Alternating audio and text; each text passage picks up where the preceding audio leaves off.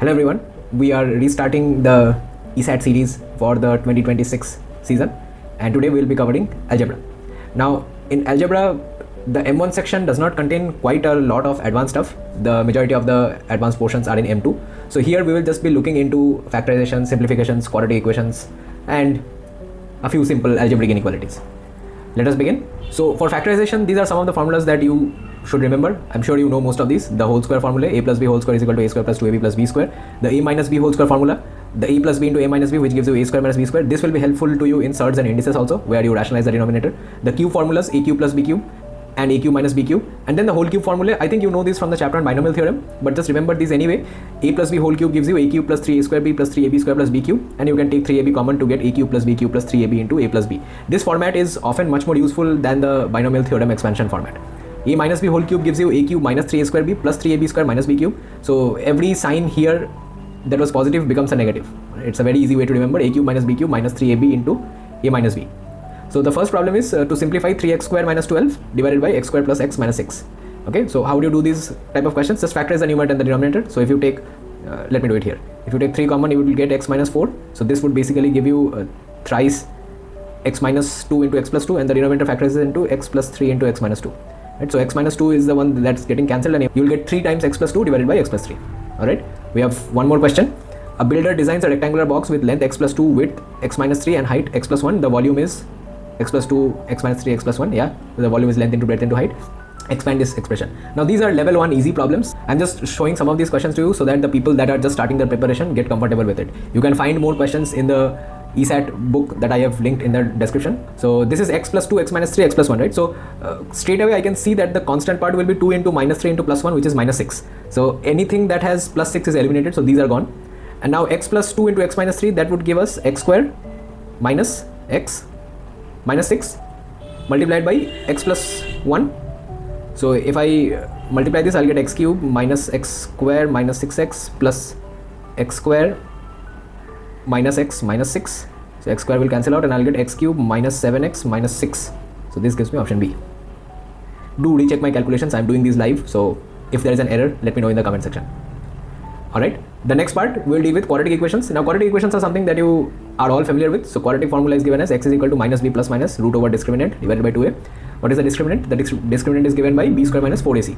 So if discriminant is greater than 0, then the roots are distinct and real. If d is equal to 0, you have equal roots, and the roots are complex if d is less than 0.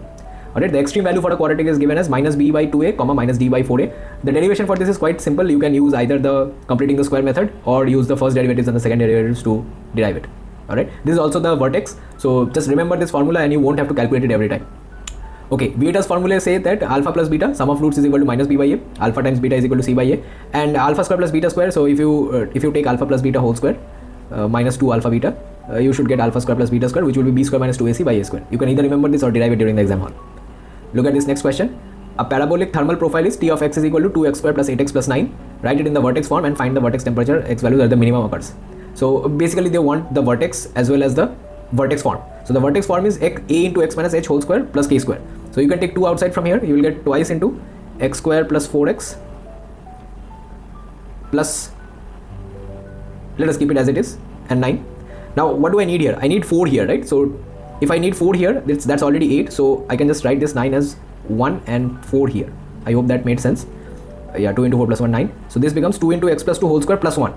2 into x plus 2 whole square, I don't need to check this option because if I mark B, then both of these become correct. Right? Twice into x plus 2 whole square, minus 1 is not the correct answer because 2 into 4 has to be 8. So what do I get the vertex as? The vertex is h comma k, which matches here because if it is x plus 2, then the vertex will be minus 2, and plus 1 here, that is plus k minus 2 comma 1. Fine. Alright, next. Linear and quadratic simultaneous equations. Normal simultaneous equations are quite easy. You know how to solve them. Elimination method, substitution method, those are not that difficult.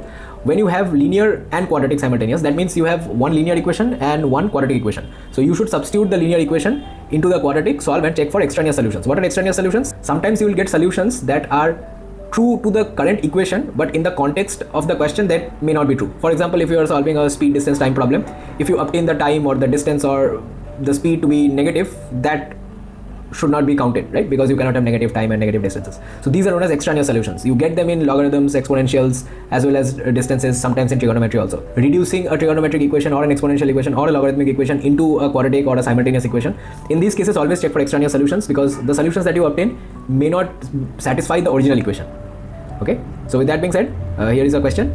A river height is modeled by y is equal to x square meters and water intake is positioned at y is equal to x plus 2. Find the y coordinates where the intake meets the river. So basically I have to solve x square is equal to x plus 2. So this makes it x square minus x minus 2 is equal to 0. So x plus 1 into x plus 1 into x minus 2 is equal to 0. X is equal to minus 1 and 2. Now remember, they want the y coordinate. Okay, so if I put x is equal to minus 1 and y is equal to x square, I'll get y is equal to 1 meter. And if I put x is equal to 2, I'll get y is equal to 4 meter. Although you might think that since x and y are related to height, so this negative solution could be an extraneous solution, but we are not supposed to pay attention to that here, because they want the y coordinate. As long as the y coordinate is positive, you are okay with it. So y is equal to 1 and y is equal to 4, it will be option A. If y is equal to mx plus c is a tangent to y is equal to fx, the substitution should give the discriminant to be 0. If d less than 0, that means the curves do not intersect.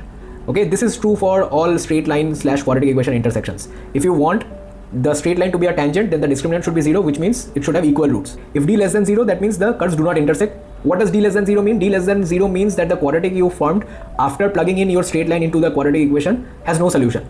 So you are forcefully trying to get a point of intersection, but there are no intersections, therefore you end up with no solutions. For quadratic inequalities, you should factorize and draw the sign diagram. For rational inequalities, fx by gx less than 0, analyze the critical points. So what are the critical points? Find the critical points from fx is equal to 0 and from gx is equal to 0, and then analyze it via sign diagram.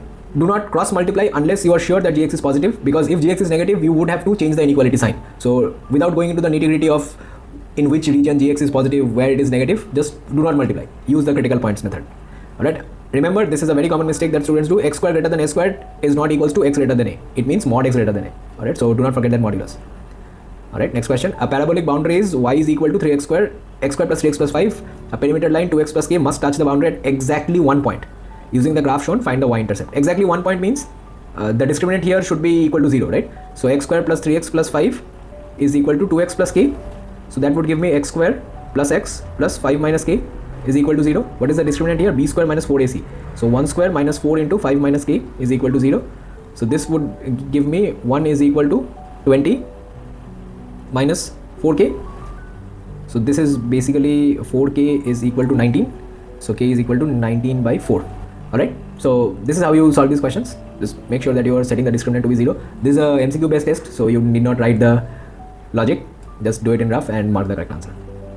Okay, the next one is changing the subject of formula. So clear fractions by cross multiplying, expand, multiply, collect all the target variable terms, whichever variable they want you to make the subject of, collect it, factor that out, and then divide the factored out expression on the other side, you will get your answer. So here they want to find t. Okay, I'll have to get some space. Let me show you how to solve this question very fast. So s is equal to 2t minus 1 divided by t plus 4. So cross multiply, you will get st plus 4s is equal to 2t minus 1, which will give me 2t minus st is equal to 4s plus 1. Right, take t outside, 2 minus s is equal to 4s plus 1. So t will be equal to 4s plus 1 divided by 2 minus s. Does that match with our answer? It does. 4s plus 1 divided by 2 minus s. Alright, last few questions. A quadratic equation x square plus px plus q has roots alpha beta satisfying alpha plus beta equal to 6 and alpha square plus beta square equal to 20. Find p and q. So alpha square plus beta square becomes alpha plus beta whole square minus 2 alpha beta. So 20 is equal to 36 minus 2 alpha beta. So I get alpha beta is equal to 8.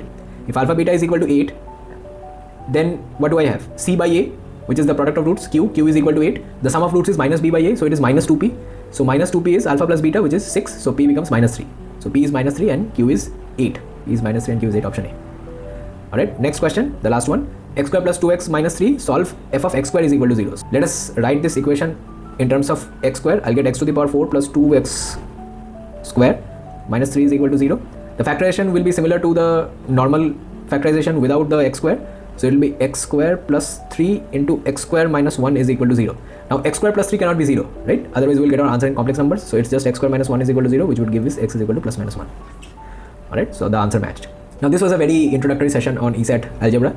You can go through the previous year's recordings on the channel as well. I have quite a few recordings on algebra classes for ESAT and TMU. You can go through those if you want. But overall, this should serve as a complete introduction of ESAT M1 Algebra.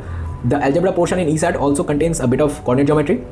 but we have decided to teach that separately. So I'll create one more session on coordinate geometry when we go through that. I hope you like the video. If you have any questions, please mention that in the comment section, and do check out the links in the description. There are a few books related to ESAT that I have authored. They are not textbooks, but mostly a collection of problems. I think you will enjoy practicing those. That's it. Thank you for joining, and I'll see you in the next one. Bye. Take care.